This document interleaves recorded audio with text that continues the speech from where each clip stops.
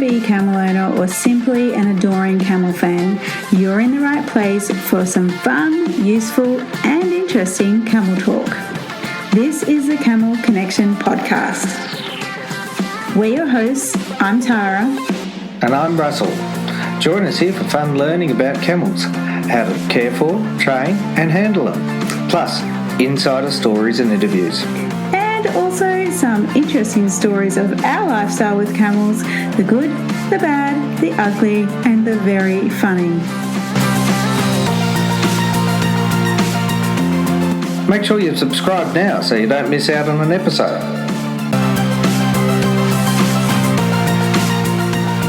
Now, some of these podcasts are an audio take of our video, so be sure to check those out on our blog for lots of how-to visuals and, of course, lots of camels. This is your one and only go-to podcast, all about camels.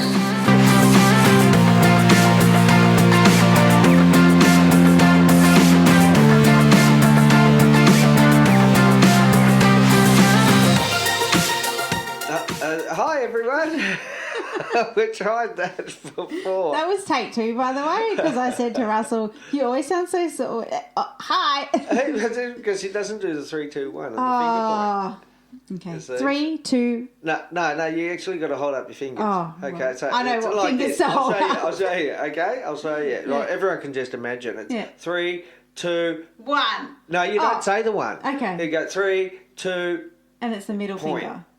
Oh, and the middle finger. Yeah. Don't you see how the news starts? You don't watch the news. No, that's I don't right. see how the news starts. Oh, okay. Hi, welcome to our banter for this week. It's Tara and Russell here. That's right. And Bringing you the best camel information we possibly can. Yeah, that's it. And that's what With it's about. banter, because why not? Well, I mean, we do that. life is not about all seriousness. No, not all the time. No, that'd be boring. Yeah, we definitely don't have boring. But not here. But we are learning today. We're excited to be sharing a thing. Do you remember the title of this podcast, Russell? Yes, it was about 4 things, but probably more. No, but yeah, we won't say 4 because I'm sure we'll chuck in more. Oh, we're going But to. Do you remember what it is? Yes. What is it? Tell everybody. It's about why your camel may appear unresponsive To training. to training. Yeah. Yes. So the actual title is Why Your Camel Isn't Responsive to Training. There you go. And you're going to learn that today. On this podcast. On this podcast, as always. Not any other podcast. No. Well, there aren't any other podcasts. Not other camel ones yet. Oh, hint well, to the rest of the world. Yeah, let's get it going. Yeah, we need more camels. So here we go. I mean, like, you know, you maybe you've been working with your camel for a little while, maybe a couple of years even, and you just feel you could have 1 or 2 or more. Like, it's hard to know what situation you're in exactly, and you just feel like you're taking maybe 2 steps forward and then a couple of steps backwards. Yeah.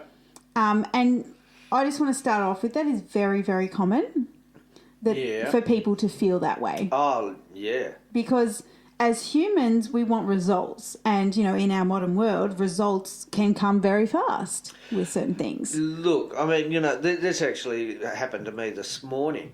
Oh. This very thing happened to me this morning. Now, here it is, you know, we've got the kids are going off to school, all right, and you know, and normally it's just great, you know, the kids, you know, okay, see you later, bye, you know, sort of thing. It is great.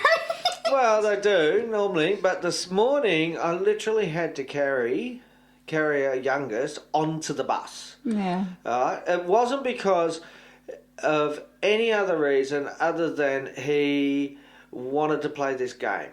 A game, okay. It was a game, yeah. And I don't want to go to school, but it was more than that. It was actually a game because he was smiling at the same time. He's like, let's see how far I can push Daddy's buttons. That's exactly what it was. It was pushing my buttons, and I said no, and I literally picked him up and carried him onto the bus, and the bus in your pajamas. I was still in my pajamas, yes. I wasn't expecting to get out of the car. Which normally, I mean, you know, it's quite fine. But anyway, the bus driver, lovely fella, he just shaking his head, he goes, "Oh, I'm so glad I'm a grandfather." I could just hand them back.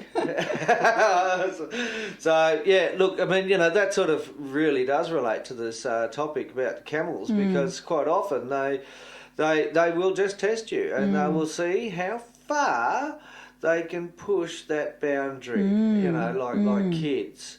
And they do have, and we've done a podcast on this before, is that camels have their age groups like humans do, but in a shorter span of time. So they have their infant, their baby, where they're cute and cuddly and, just demand and demand and demand. And then there's the toddler where, okay, we're starting to be a bit silly here, and the resistance, like, oh, just see what I can do here. I'll run around and kick my legs and see what I can do. And then there's there's what I call sort of like, well, there's the preteen where they're sort of in between that, but then I feel like they even skip the preteen and just go to teenager, like maybe 3 or 4 years old, like, you know what? I don't have to do this. I do not have to do this. And they do. and they do That's right, they've got to do that.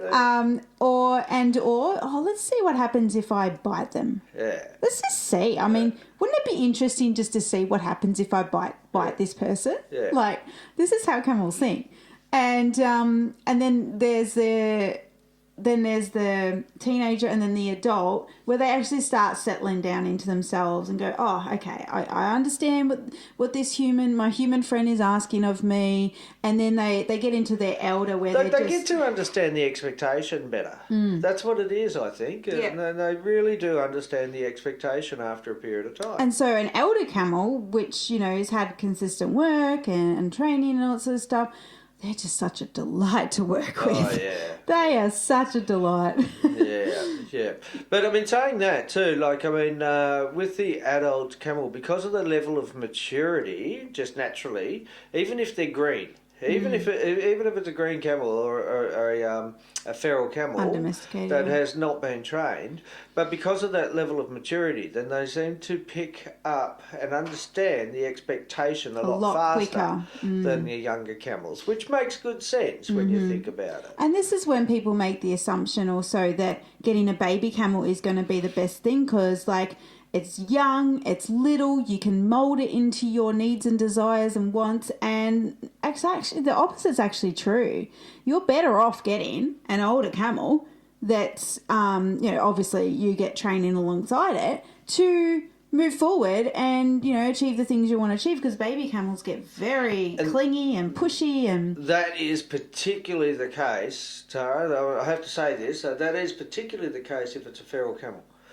Particularly. Okay, yeah. Now, if you're getting a camel that is older, but from a domestic situation, then you're unaware. The same thing applies, but you're unaware of its previous experiences. Hand raised, so if their previous experiences of a human has been good, then you can expect good results, really. But I mean, if the previous experience has been of rough handling or, inappropriate handling or something like that, then you can expect different results. Well, this is where the grey area comes in. What is good handling? Well, that's right. Yeah, exactly. I mean, that's so open to interpretation. Because, like, a baby camel can have all of this handling and be super friendly and stuff, but be very pushy, very possessive, very like in your face sort of thing. And that's not necessarily good handling. People do what they can with what they have at the time. Yeah. But, in the end of the day, it creates a more difficult camel to handle. Yeah. So, I think what we're starting to come to is that there's really a lot of grey areas, really. There are a lot of grey areas. It depends on the camel's age, how they've been raised, where they've come from, like all of this stuff. Yeah. But we can certainly give some pointers on why your camel isn't responding to training. And we're sort of giving away a few there, but we can... give it away a few. Yeah. Look, I'll give you one. Oh, I'll throw one in now. All right, number one. All right, so here we go. Food. So you're saying it isn't responsive to training because of food, like treat training? Well, it could be because... okay. Oh, they're hungry. They're hungry. Oh. So this could go several ways, this one. Doesn't that happen with us? Oh. You're so untrainable when you're hungry. Tell me about it. I struggle with it. And so am I. Oh. Anyway, we won't go there. Why your camel could be, isn't responsive is are they hungry? They might be having their mind on other things. They might be a bit listless. What? Listless. Hang on, is that the right word? I got to think of the right word. Listless. Well, yeah, they might not have the energy, if you like, to be bothered with, doing everything because they might be too hungry. They might be malnourished or something like that. Yes, underweight. Yes, I've seen that before in training. But the other end of the scale is that it's just that they're hungry for that moment in that day, or that they haven't been fed for a couple of days or whatever, and they see food and that's all they want. Well, here's the other thing. And they're not going to listen to you. No. Well, they don't. They know they don't have to. They know they can take over. Yeah.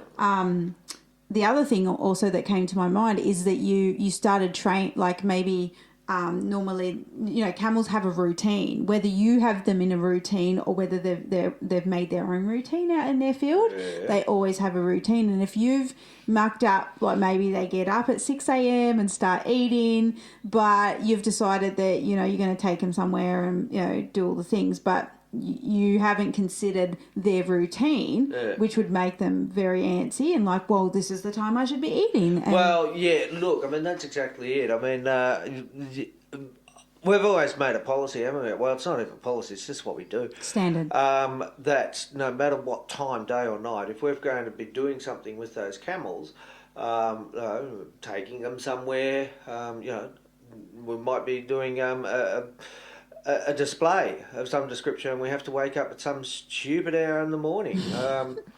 But I've always made a policy that, okay, if I've got to be doing this, then I'll be feeding them a couple of hours before I put them in the truck. And so, it's not uncommon for me to get up at 2 o'clock in the morning to feed them if we've got to leave at 4, to get to somewhere before 7 or something like that,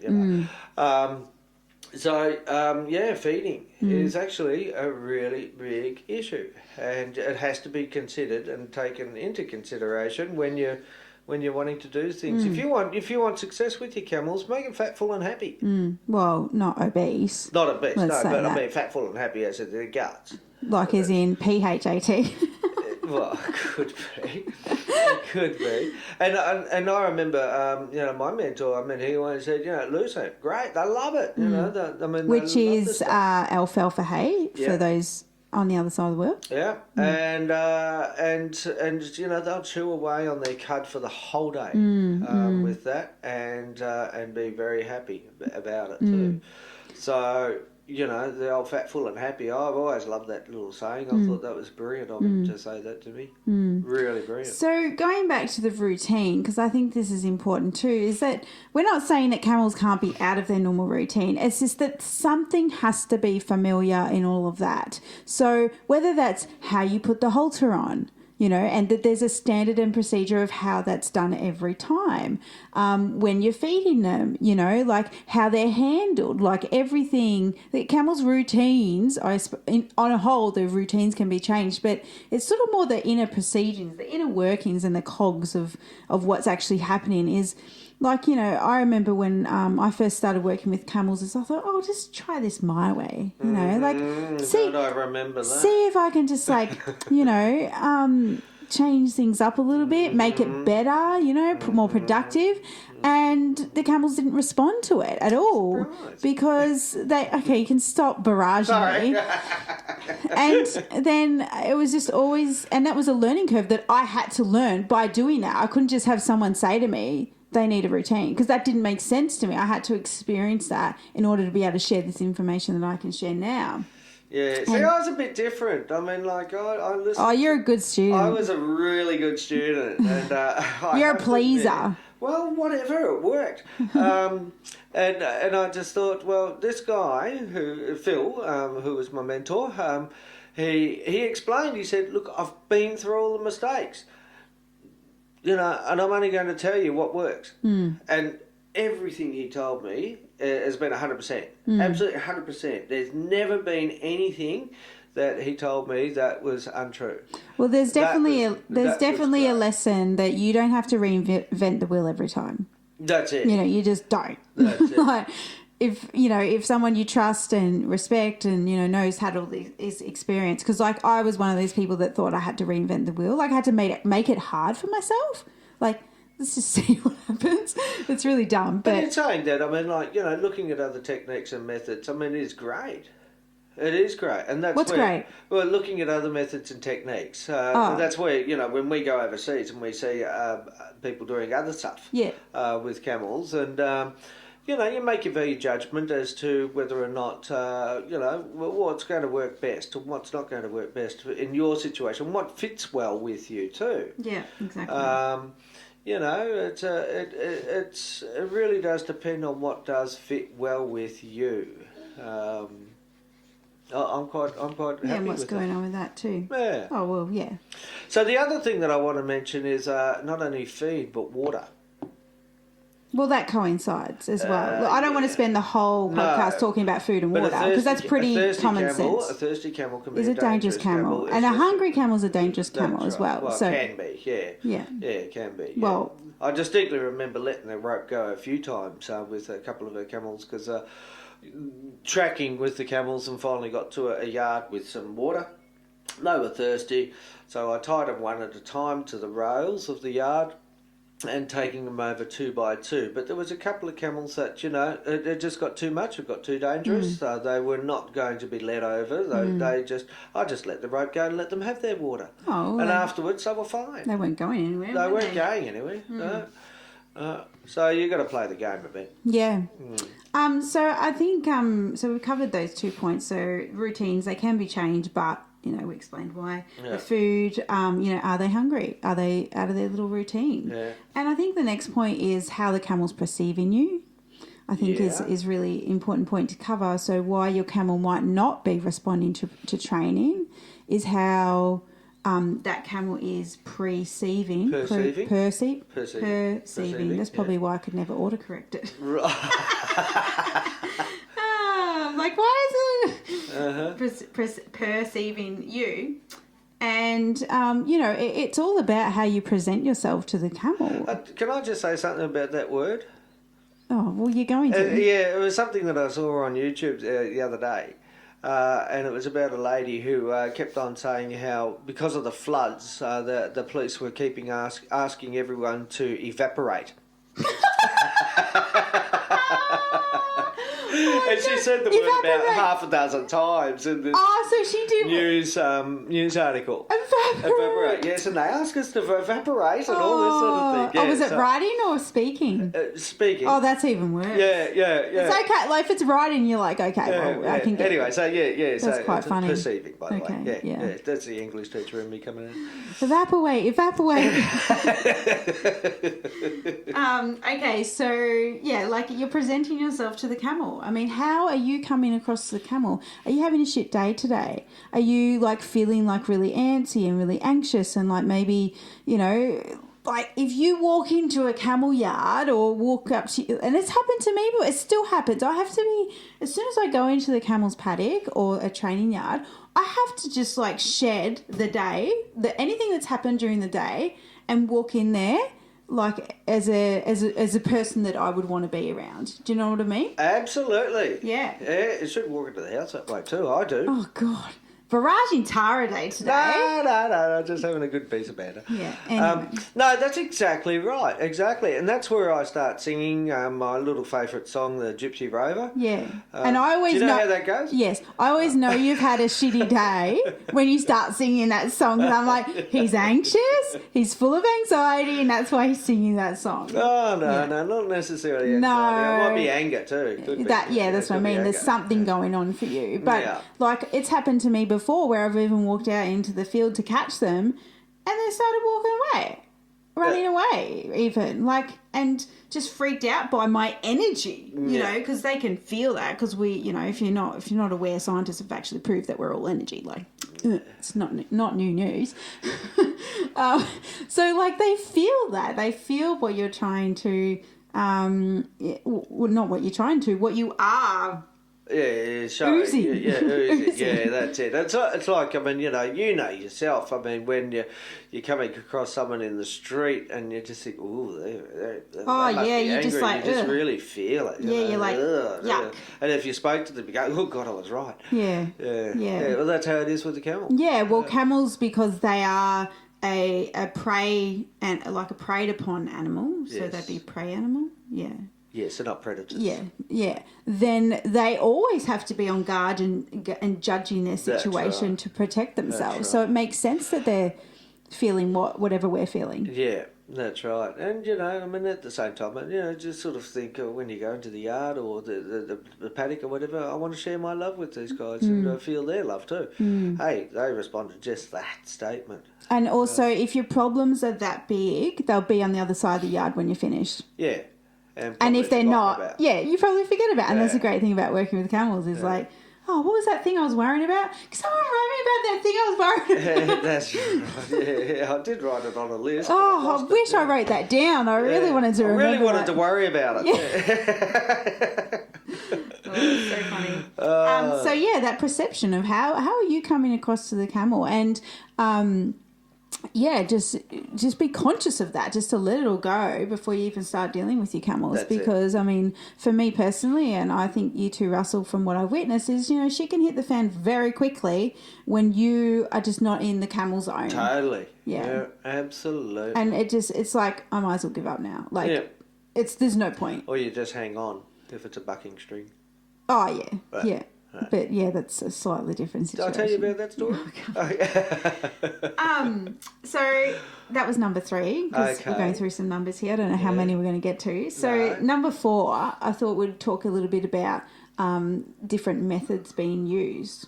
But what I mean by that is, like, if you've been training your camel a certain way, and then you suddenly change something in that training regime, you're starting at square one again. Absolutely. Look, I mean, you know, I could boil this right down to the consistency and persistency. All right? If you're going to start something, well, finish it. You know, and if that's a training method, whatever method it is, finish it. And then, once the camel's perfected all that, then, you know, you might be able to introduce other things. You know, you can give it a go. You might be happy with the result anyway, and just... That's a cat. Just... Someone was knocking at the door. And I've got my hand up to tell the child to stay back, and there's a cat come through. Look, don't confuse the camel. You know, all methods will work eventually. Okay, that's the bottom line of that. And I think you find that with our particular method, you know, being a step-by-step progressional sort of method, that it will work for you too. And yes, you can always go backwards and forwards, and, you know, reinforce lessons being learnt, just like you would as a kid, you know, at school, in the classroom, with whatever you're learning.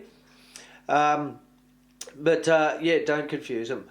I've seen that quite a number of times, and I particularly remember one camel in Alice Springs there, where I was training camels, and it was a mismatch of stuff, and this camel ended up, they were doing some horse gear in there as well, and, you know, all sorts of things, and the camel just got that confused, had absolutely no idea what was expected of it, absolutely no idea, and had to be turned out. I'd probably start again. Yeah, start again later on. But you know, its little brain was just going, what? You could hear, you know, this brain going, what's going on? What is I doing? Where am I meant to be? I'm getting all confused, and the anxiety in that camel was huge. So it got turned out. So, yeah, stick it, consistency, persistency. We keep saying that in our training course. That's what's required.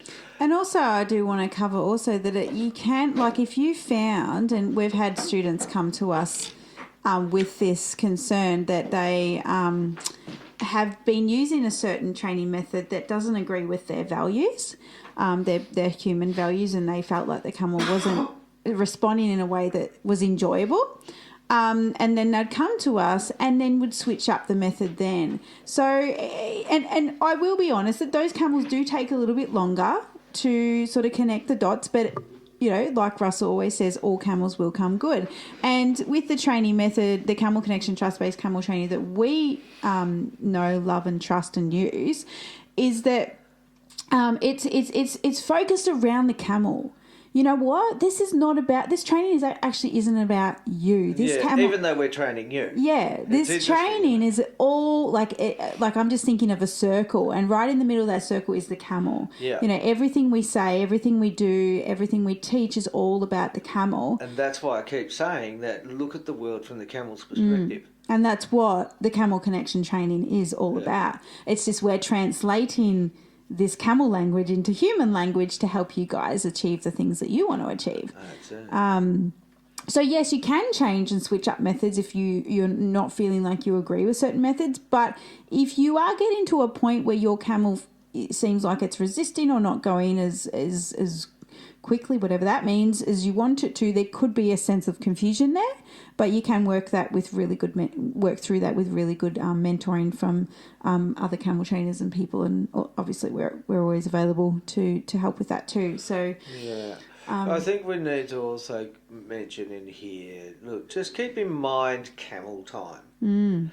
Keep in mind Camel Time. So shall we have that as number 5? Camel Time? Yeah, because I think that's probably we talk about that all the time on we here. We do, yeah. And Camel Time, the processing time, the thinking time, I take things in my time.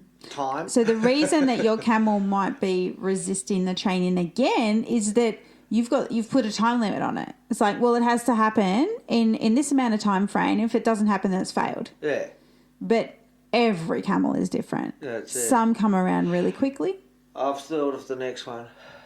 Oh, so are we done with... I don't know, yeah. Well, shall I write it down? No, just keep going. Okay. I will remember. My short-term memory is not all that good, but my long-term memory, I can remember down to... Well, this is short-term, so we're not... Yes, that's right.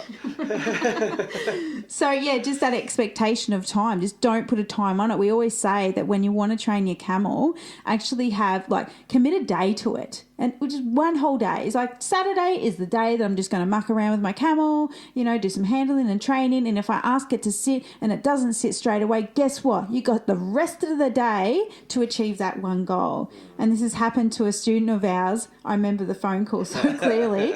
He was like, I answered the phone. He was like, I'm like, what's going on, man? And he's like, it just took me 6 hours to push my camel. And I'm like, oh my God. I said, good on you for that consistency and not giving up. And I just admired him so deeply and respected him so much for that amazingness that he did with his camel. And then after that, the camel just did it fine after that. Automatically. Yeah, but it had to break He put in the hard work. Had to break through that barrier. Okay, Russell, what's number 6? I forgot. Have you really? No. Oh, don't be devastated. No, it was about Camel Time. Hang on. I told you my short-term memory was terrible. I told you to write it down. Oh, well, I don't have a pen. I gave you one, but you're like, I'll remember. So Camel Time. Yes, also don't forget that perhaps hang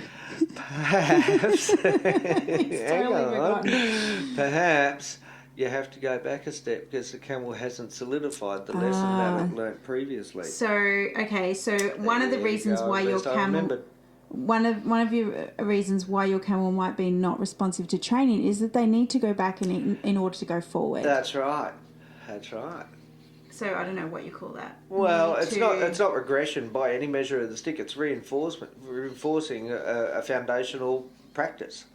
So basically reinforcement. Yeah, for them to gain the full understanding as to what that procedure was about, so that you're able to do the next procedure. Yes. You see, that's the whole thing. Why we do what we do, is because it builds on success.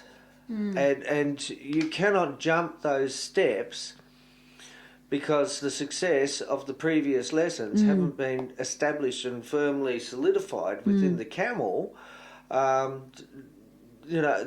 then the next 2 steps, if that hasn't happened, then the next 2 steps don't make sense to the camel. It's just like achieving any goal. If you skip some steps, Like, for me, at the moment, it's all about running. Like, I'm not doing a competition or anything, but I just want to see what my body can do. I've committed to running 3 times a week.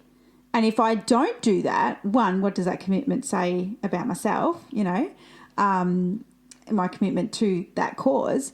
But two, I've skipped a step, so I'm not going to be able to run 5 kilometres, 10 kilometres as quick as I wanted to. Yeah, yeah. Well, think of it building a building too. Because heaven forbid Russell actually runs. He'll only run. He's the only run I've seen him when something's chasing him. Yes. Or what was chasing me? Or if he's chasing a child. Oh, yeah, that's the other one. Yeah, that's right. Yeah, no, I gave up running some years ago. It just didn't agree with me, and I didn't That's a agree story, with it. but yeah. Walking. I'll walk across the country, thanks, if I have to.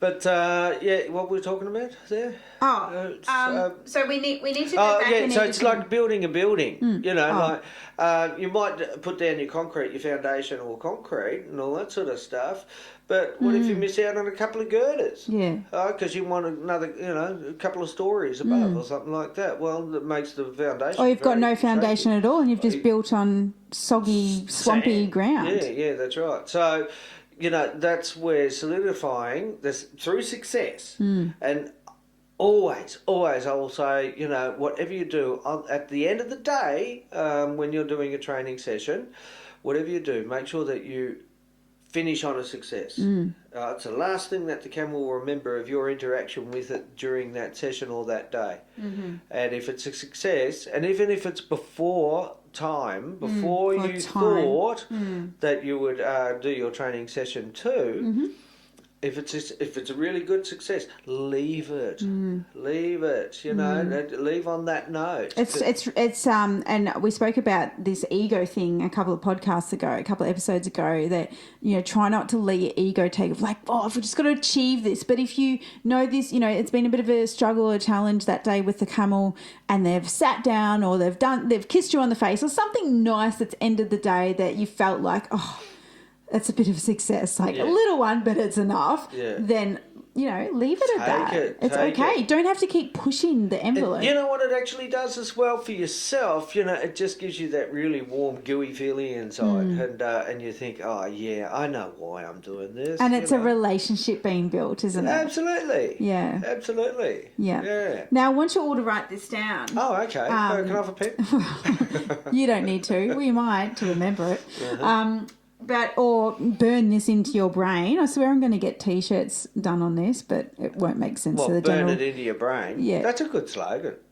But no, that's not what it is. Oh. But anyway, if I got T-shirts made about this slogan that I'm going to say, then it won't make sense to the general public, but it'll make sense to all you guys listening. Right. So what I'm going to say is camels do not regress.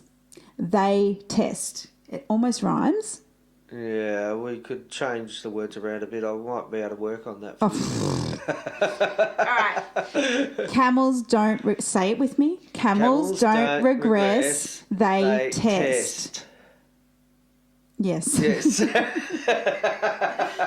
Okay. So this is the thing, where a lot of people get stuck with their camels is my camel is just regressing. I've done all this hard work and it doesn't seem like they're moving forward. And all these stories they're making, the humans making up in their heads, but the camel's just testing you. Yeah. Ultimately, or there's little tweaks that need to be made. And so we always say to our students when they feel like their camel is regressing, when in fact, as you know, they're testing. I'm quoting in my air quotes. Yeah, I see your air quotes. I've got lots of hands going on. We always say I've been accused of that too. We always say go back to the foundations. Remember, we just talked about the house. Those foundations are there forever. Absolutely. And you can rebuild a house on old foundations. Yes. It doesn't have to be a whole new foundation again. No. From what I know of house building. Yeah.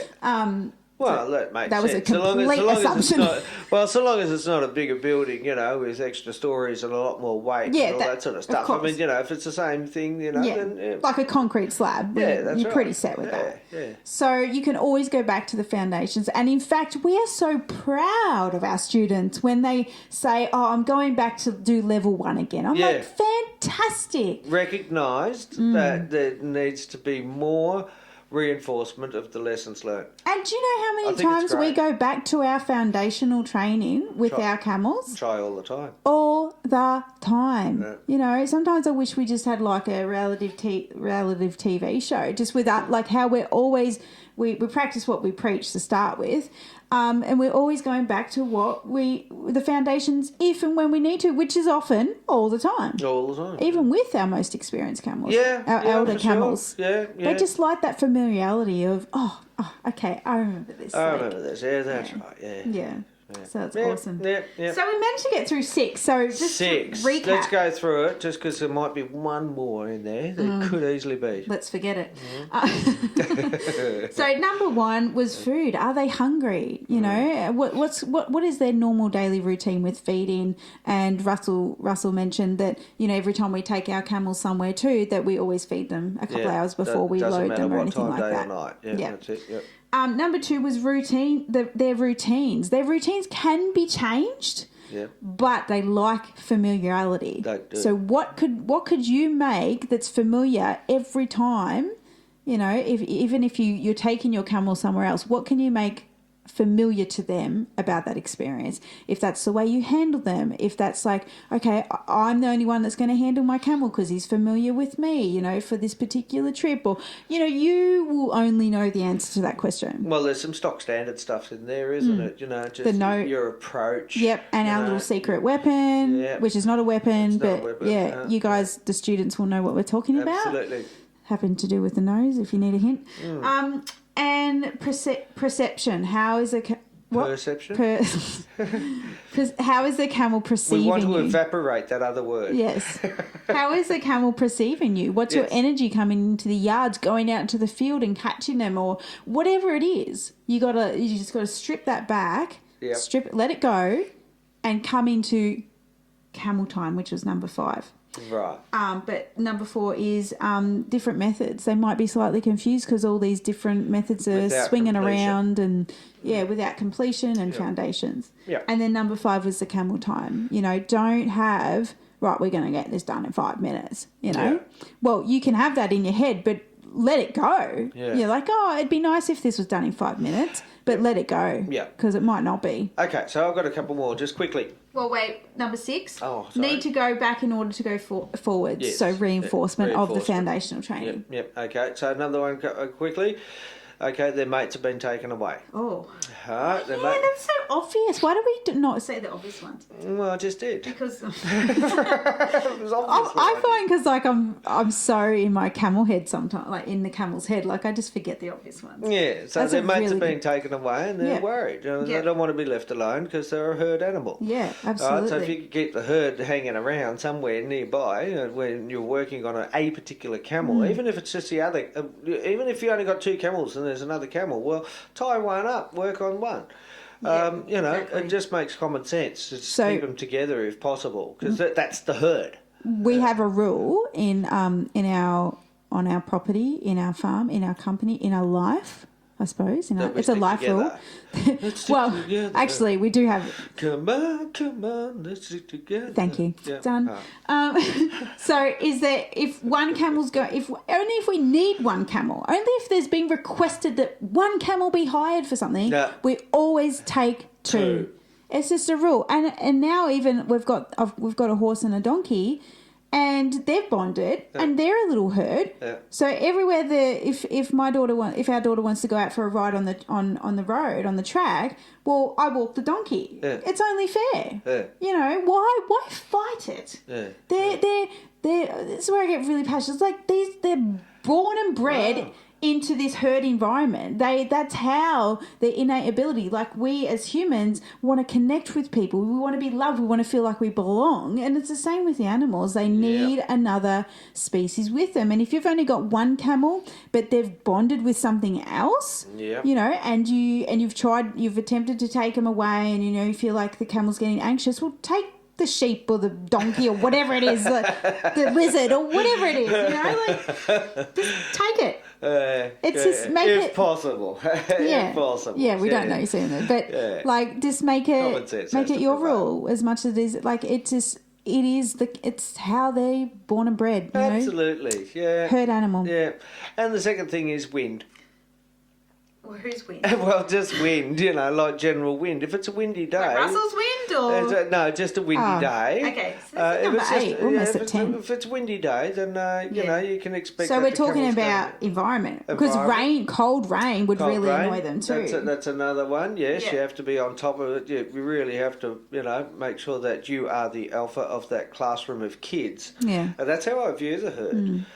From the teaching perspective, you know, I'm just a teacher, and I lead the students accordingly, and take into consideration all of their individual personalities, where they fit, where they're going to sit in the classroom. Yes. There you go, yeah. Don't we know and it? I'll tell you what, it actually works when you think like that. It really does. But yeah, if it's a windy day, you have to take that in consideration. What's around, the environment, what's scaring them, what is it that's their fear? Look at it from the camel's perspective, through their eyes. And that way then you can make value judgments as to how far you can go in your training session or what you're going to do with your camels. And sometimes, I mean, we've been on treks before where we didn't really have the luxury of stopping because it's a windy, cold day. So you just got to work around that, like you say, with the personalities, you know, maybe be more be a bit more understanding of their stupidity or whatever it is. Like, you know, there's so many ways we get that. It's not stupidity. I wouldn't call it stupidity. You know. What would you call it? It'd be displeasure. Displeasure. You know, because, I mean, life happens. You know, it's not always going to be perfect, is it? It's not going to be perfect wet like today here. It's like perfect weather to be out with the camels. Should be out training, doing all sorts of things today. So, but instead we're here with you on the podcast, and that's fine. I prefer this. So yeah, this is it, guys. We've got to 8. So look at the show notes if you want to, you know, get a revision. Hey, listen, if you know some more, let us know. Yeah. Yeah, just let's keep this banter going, you know, because this is good. This is a good topic. And just remember, camels don't regress; they test. Yeah. Put it on your t-shirt. Yeah. Burn it into your brain. Hey, they don't regress; they test to progress.